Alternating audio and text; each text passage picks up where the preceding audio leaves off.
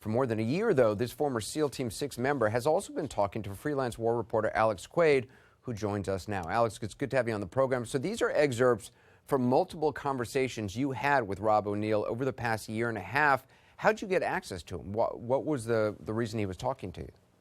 Thank you, Anderson. First, let me just say that I think people like Rob and his fellow special operators, the SEAL community, they are out there right now taking care of business, going after bad guys in very dangerous locations, and I think they are heroes. So when I first met Rob, and it's so strange for me to call him Rob because I had always said that I would never call him anything other than the shooter. When I first met him, we were in a location, an intimate environment with other special operators who had just retired and wounded warriors and other combat veterans. It was a very small group, a small gathering.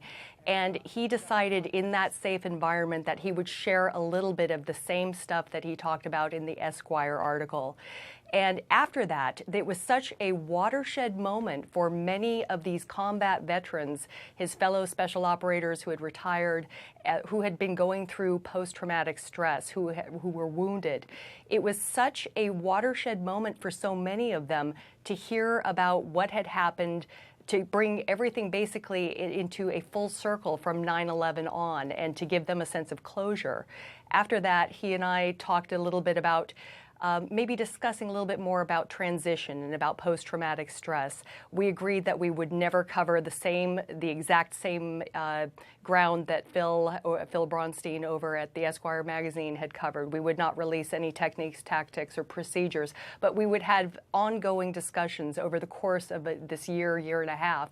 And this was many discussions, very casual, very candid, very friendly, but also it was about being able to have some sort of a platform in the future, working on a story or something that would help bring some closure to the families of 9/11, to the victims, and to combat veterans overseas. All right, I want to play these comments from him. And again, these are excerpts of interviews that you did with him over the past year and a half. We've edited some of them together. Let's listen. So how do you feel about 9/11 today? I feel good on 9/11. I woke up early, which was 8 o'clock Eastern time. So the first plane hit at 8:48? 8:47, and then 9:02 was the other one, 9:03?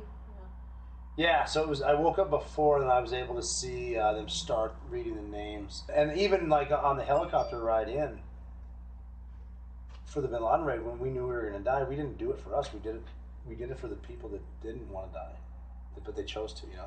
Did you actually have that going through your head? Yeah, we all talked about it. Really? Before the mission? We talked about like before the 3 days launching? before, the 3 days between the time we were given the green light and we launched. So those 2.5 days, whatever it was, we talked about it, and we knew we were going to die. We knew we weren't coming back. Let's put it that way. Maybe not die right away, but end up in Pakistan prison and die soon after.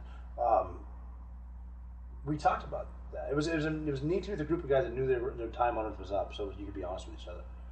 And we all accepted it, and nobody was afraid. It was really cool. But mindfully, you all talked about 9/11 and stuff? I mean, we talked about... Was this about, like, getting the sense of me? The way we put it was the single mom who went to work on a Tuesday morning, and later, a few minutes later, decided to jump instead of burning to death. And her last gesture of human dignity was straightening out her skirt. And then she jumped. You know, it's like, that's why we went for her. And you know, for all the people at Cantor Fitzgerald, for the Scott Brady who was on a golf trip and his entire office was lost, his brother was killed. But was all of this, I mean, mindfully talking about? No, there's no way we're talking about it now. Yeah. I mean, well, you have to pump yourself up to go die. Yeah. So we would talk about this. But it was like to get your guys' head in the right place. We didn't need it in the right place. Right. We just wanted the re-justification of this is it, and we're gonna die, but we're gonna die when the house blows up, but knowing that face blew up too. Meeting. So anyway, I love the, you know, going around your ass to get your elbow answer is 9/11 is very significant. And it was the whole reason we were there. You sound like a very happy person I'm from a very year ago happy. from that. I am. I was and pissed. Why are you so happy? I was pissed when the Esquire article came out. I was mad as hell. When the Esquire article. Okay. I was Why? mad. Just because that was time in your life, or? No, I mean little things from shooting Osama bin Laden 3 weeks later getting passed over for promotion. Just getting blackballed for doing something that everyone was so close to doing. And even now, I mean, there are guys now saying that I'm full of but, you know, you only know what you're told unless you're in the room. And unfortunately for me, there was 2 people in the room, and one of us is dead. It was Osama bin Laden. Getting back to your role with helping vets and public with closure. It's a cliche term. Everyone says closure. See, again, I don't media. think the vets need closure. I think the people need closure. I think the people that weren't prepared to fight need closure. And every time, like, I mean, I'll be honest too, and you can quote me on this bull. Every time that I'm out speaking, I need to be careful how I say this until I'm outed. When I'm out speaking, I never mention the Bin Laden mission, but anytime anyone says, you know, my brother died at Cantor Fitzgerald, or my mom, whatever, the one thing I tell them is, all right, Osama bin Laden died like a That's all I'm telling you. Just so you know, he died afraid, and he knew we were there to kill him. And that's a closure. Vets don't need closure.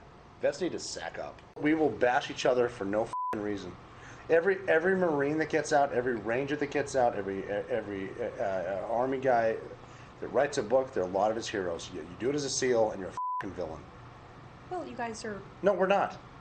No one's quiet. The only funny thing about this, too, and you can also use in the article, Delta Force is like, well, we don't say anything. It's like, you know why? You don't do anything. How about that? Sorry that we did everything. Okay. Why did they send SEAL Team 6? I'm going to call that the inter-service rivalry. That's very friendly. Why did they send SEAL Team 6 to get Osama bin Laden and not here? Delta This would have been Force? You know the answer to that one? No, tell me Because they again. wanted him dead. They captured Saddam. Great job. We Okay, killed you Osama don't- bin Laden. you don't In think- their defense, now I will say this: that if Delta was given the mission, they would have done exactly what we did.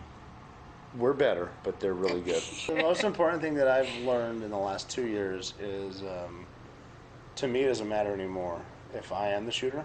And the team got it. It was a successful mission. Regardless of the negativity that comes with it, I don't give a we got him. We brought him out, and we lived. And, I mean, obviously they're going to historically, but I don't care if I'm the shooter. And people think I'm not, so whatever.